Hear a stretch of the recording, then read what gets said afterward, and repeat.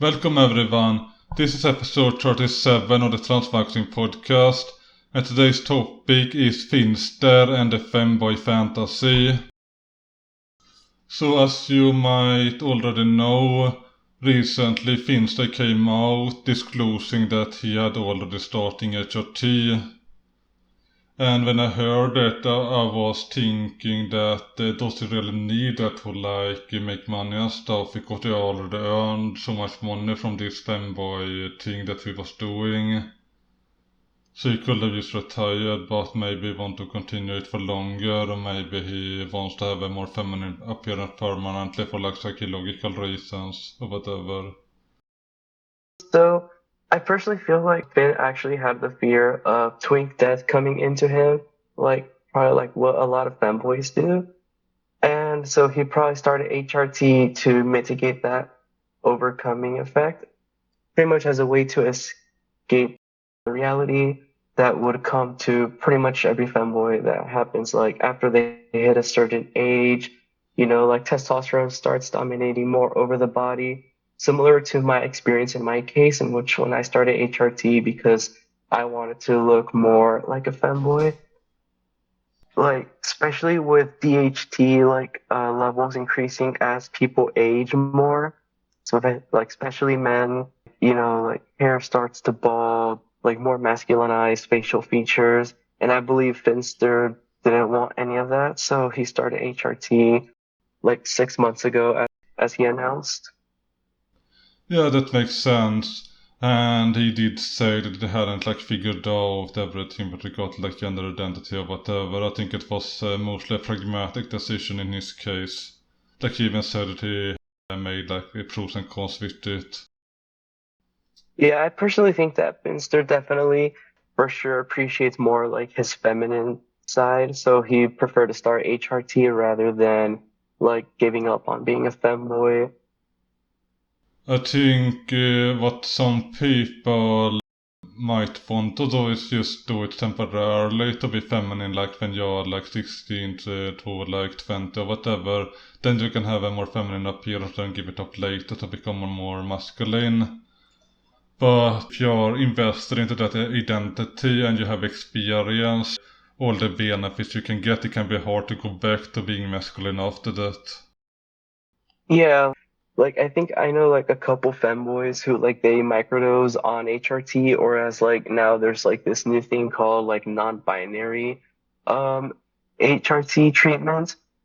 And I personally feel like a lot of them first opt for that, and then eventually they come into the realization, well, I might as well go full in.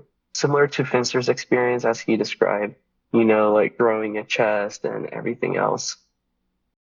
Something I predict happening is that a lot of femboys, so-called, will start taking HRT and not tell it to their audience. They will lie about it, say that oh, I'm not on anything.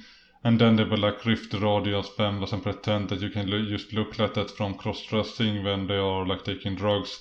And we see that already with male bodybuilding, where people will deny taking steroids. And they will claim to I'm totally natural, like this Liver King, for example.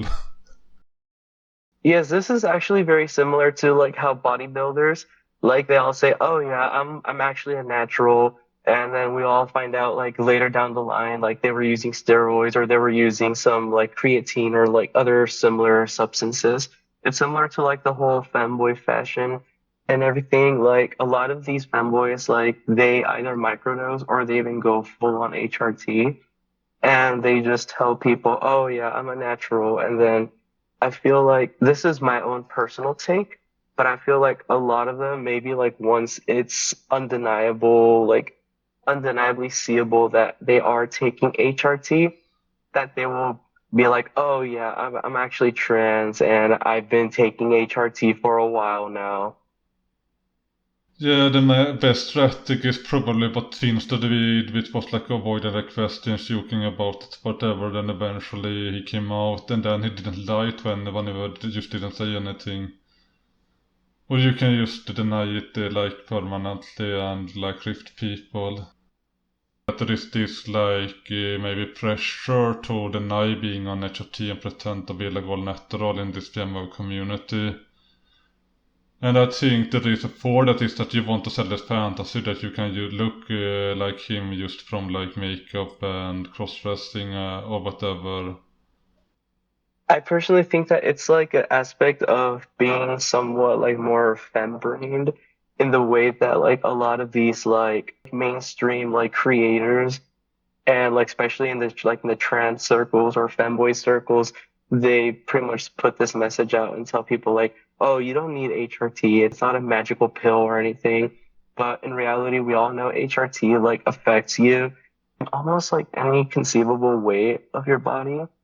And if you really want like feminine features, or like if you have like really bad dysphoria about like, your masculine features, no amount of laser or no amount of like any other ways you try to solve it without HRT, it won't actually help. Yeah, of course. And I think many people underestimate how powerful HRT actually is when it comes to change the body, because it is a lot deeper than just outward appearance. It actually changes the entire body for good and bad, of course. It might be some changes that you do not want, of course, but if you want to be as feminine as possible, it makes a lot of sense to take HRT because it changes so much of your body, which is really hard to get in any other way. I know like there used to be a joke within the femboy community that, oh, you guys are all eggs, and then like a lot of the femboys would get mad at that statement. But in reality, like especially like as you age, especially as you start arriving in your 20s, it's like a crossroads. Especially within my own experience, I can say that it's a crossroads where you pretty much either decide to, if you either want to be like a traditional crossdresser where you look extremely masculine in like these feminine outfits, or if you just want to just remain a man, or if you take the HRT alternative, then you instead start presenting more feminine and you start becoming more like a woman. Yeah, and I am not blaming anyone who feel like, oh, I don't want to permanently be a female, I just want to try this for like a year or whatever, and then I like leave it behind. That's fine if that's your thing. And I honestly also think that some people want to have a more non-binary representation as well. Not everyone wants to be like hyper feminine either. But unfortunately we live in a society where you kind of have to display as a female or as a male, and nothing in between will really get respected. So people want to put you in a box and they will do this regardless of how you present. Yeah, like this is why there's also like non-binary HRT, which is pretty much instead of being like a full like dose to fully feminize yourself, it would actually be like just half doses, or like as other people would call it, a microdose. Like especially if you're more in like the non-binary, or you feel more like androgynous or gender fluid in the way that you want to present yourself as both masculine and feminine in a way. And there's absolutely nothing wrong with that. I just feel like most of the issue, especially with like these like creators, is the fact that like they pretty much lie about it and they say, oh yeah, I'm not taking any supplements for that. I'm a full natural, when they're not, and they're just lying to their audiences. It can create like unrealistic expectations regarding what you can get from cross-dressing. But I also understand why they are doing that, lying to the audience, because otherwise they will not get that femboy appeal, and especially if it gains popularity. Like when something is popular on YouTube or any other platform, people will make content for that audience, like even if it is bullshit completely. And this is kinda a similar thing with this femboy thing where they pretend that you can like become hyper feminine and pass completely just with some makeup and the different clothing and hairstyle. And this is not really how it works for like 99%. Yeah, I especially feel like it's really damaging, especially for like the mental health of a lot of these people who truly believe in the whole femboy thing. Because a lot of these people, they'll see like their favorite creator and they'll be like, oh, like, how come I can't look like them? Like, I have tried everything, makeup and everything, and I just don't have it in me. Now, of course, there's the genetic factor that, yes, there are some people who are quite gifted genetically, but even in a way, like, after a certain age or so, like, that's when their DHT will start coming in and hitting them.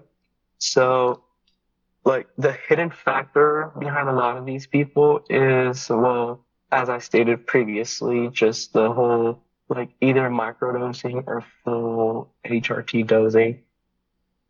Yeah, of course, it's like with bodybuilding, it's way harder to try to build like a very masculine body without taking testosterone, obviously. And everyone kind of knows this now, but still there are people like LARPing as naturals when they are not. Yeah, it's pretty similar to, like, the whole steroids and, oh yeah, if you guys just work out and just do these routines, just take protein, you will look just like me, when in reality it's all just a delusion to their audiences. And I just don't get, like why do they have to lie to their audiences like that? Like, just be honest and straight to them and just tell them, like, oh yeah, I'm taking steroids, I'm taking creatine, or like in Finnster's case, like, oh yeah, I've been taking HRT or whatever. With steroids, there are a lot of people who do not want to take it, obviously, so you want to sell people a way to look like this without taking steroids is appealing to a lot of people, that fantasy. I feel like in a way it's like psychologically like putting down on their audiences and then like just say like, oh yeah, I'm a totally a natural and look at me, I look so good, when they're just lying to their audiences. And in reality, a lot of these people even like they end up developing stuff like depression, or maybe they just have like a lot of mental issues because they're like, well, I've tried everything and I can't look like this. And also, let's not forget that even if you can pass fully without HRT, you're still missing out on HRT benefits.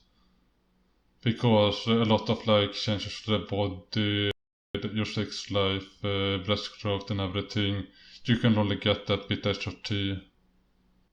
Yeah, that is true. Like, especially even like smaller things like your skin texture and just like there's a lot of factors that HRT actually has benefits in, like even the bodily fat distribution.